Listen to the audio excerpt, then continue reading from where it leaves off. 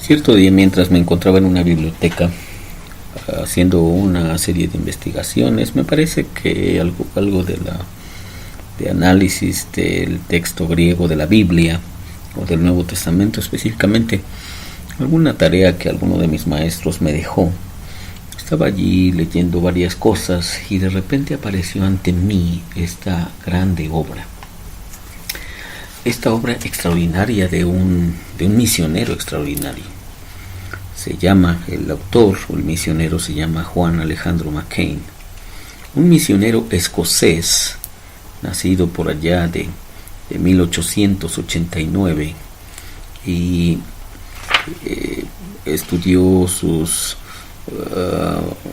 seminario por allá del 1915-1916. Estudió en Princeton 1913 y bueno, estuvo haciendo diferentes cosas como misionero en el Perú y otras partes de Sudamérica, y escribe esta grande obra llamada El Otro Cristo Español. ¿Por qué te cito esto? El Otro Cristo Español, porque en lo personal fue una obra que a mí me fascinó, y es que después de estos devocionales que te he platicado, seguramente ya tendrás una idea de las diferentes semblanzas o imágenes que nos hacemos acerca de Dios. Pero como hemos también cuestionado esas imágenes, hemos llegado a un punto de converger en que estas imágenes realmente son a lo mejor lógicamente correctas, pero teológicamente incorrectas. Te repito, pueden ser lógicamente correctas, pero teológicamente incorrectas. ¿Y qué quiere decir teológicamente? Bueno, voy a ponértelo simple. Quiere decir que están lejos de la Biblia, aunque quizá estén muy bien basadas en el pensamiento y la razón de quienes proyectan esas imágenes. Pero déjame platicarte de esta semblanza, el otro Cristo español. Fíjate cómo lo pone aquí Juan Alejandro McCain en una de sus secciones de su famoso libro, El Otro Cristo Español. Quizá no tan famoso, ¿verdad? Porque quizá ni lo conoces, pero bueno, déjame te lo platico tantito. Dice: los métodos que adoptaron los conquistadores para propagar la religión cristiana estaban muy a tono con la falta de ética de su religión. El curso de la conquista del Perú, desde la llegada de los españoles hasta la muerte de Atahualpa, el monarca inca, ofrece perfecto ejemplo de evangelismo belicoso. Cuando un representante del Inca visitó a los españoles en Tumbes, punto de la costa peruana en que desembarcaron los invasores, Pizarro los arengó con el fin de descubrir sus intenciones y comunicarlas a su soberano con estas palabras: venimos de Castilla, donde manda un potentísimo, cuyos vasallos somos. Hemos salido para poner debajo de la sujeción de nuestro rey cuantas tierras hallemos. Y es nuestro principal deseo daros a conocer que adoráis dioses falsos, y que tenéis necesidad de adorar al solo Dios que está en los cielos, porque los que no le adoran ni cumplen sus mandamientos irán a abrasarse en el fuego eterno del infierno, y los que le acatan como a criador del mundo gozarán en el cielo de dicha eterna.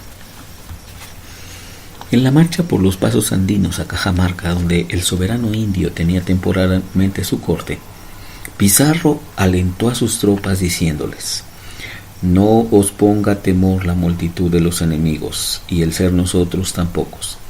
Aunque fuésemos menos y ellos en mayor número, más es la ayuda de Dios, que nunca abandona a los suyos en la necesidad. Él nos favorecerá para abatir la soberbia de los gentiles y traerlos al conocimiento de nuestra santa fe católica. La noche anterior al pérfido ataque contra Cajamarca y la captura del Inca, los sacerdotes de la expedición, habiendo invocado el auxilio divino con largas oraciones y sangrientas disciplinas, celebraron el sacrificio de la misa y prometieron la victoria en nombre de Dios y de la Santísima Madre. Los guerreros cristianos entonaron fervorosos el salmo: levántate, Señor, y juzga tu propia causa.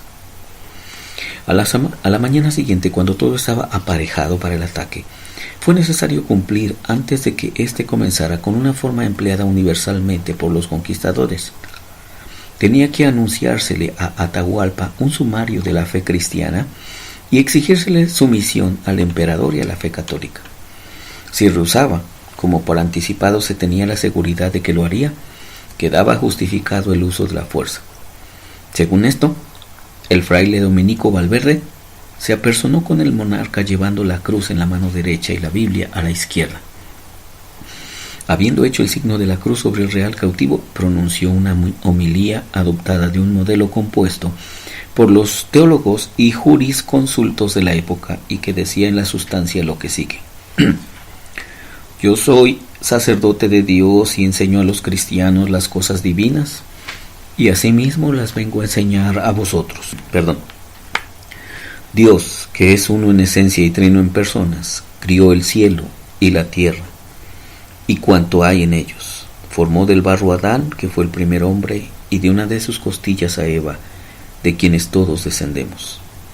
Habiendo desobedecido nuestros primeros padres a su Criador, nacemos todos en pecado y nadie alcanzaría la gracia divina, ni iría al cielo, si Jesucristo, que es Hijo de Dios, no hubiera encarnado en las entrañas de la Virgen María, y si no se nos redimiera muriendo por nosotros en la cruz. Jesucristo resucitó de entre los muertos y subió a los cielos, dejando al apóstol San Pedro por su vicario en la tierra, y poniendo todo el mundo bajo su jurisdicción. Los papas, que son los sucesores de San Pedro, gobiernan el género humano y todas las naciones en cualquier parte que vivan, y sea la que quiera su religión, deben obedecerles. Un papa ha dado a los reyes de España todos estos países para pacificar a los infieles y traerlos al dominio de la fe católica, fuera de la cual nadie puede salvarse. El gobernador Pizarro ha venido con esta comisión. Debéis, pues, Señor, reconoceros tributario del emperador, abandonar el culto del sol y todas las idolatrías que os llevarían al infierno, y recibir la religión verdadera. Si así lo hacéis, Dios os dará el premio, y los españoles os protegerán contra vuestros enemigos. El Inca replicó altivamente que él no sería vasallo de ningún rey. Negó además el derecho del Papa a distribuir tierras que no le pertenecían y rehusó cambiar su dios Sol por un dios que había sido muerto por las criaturas que había hecho.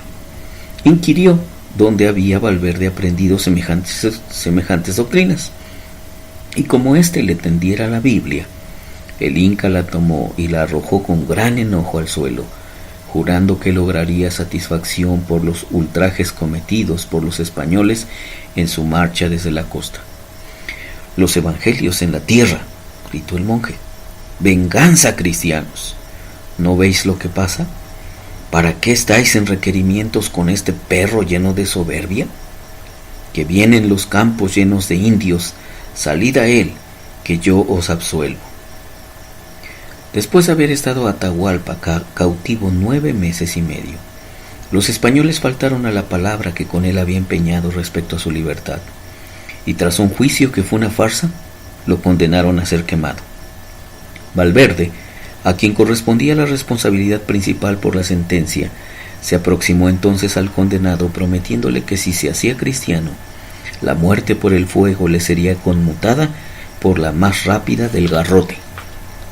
El Inca consintió y se bautizó con el nombre de Juan, en honor del evangelista en cuyo día estaba.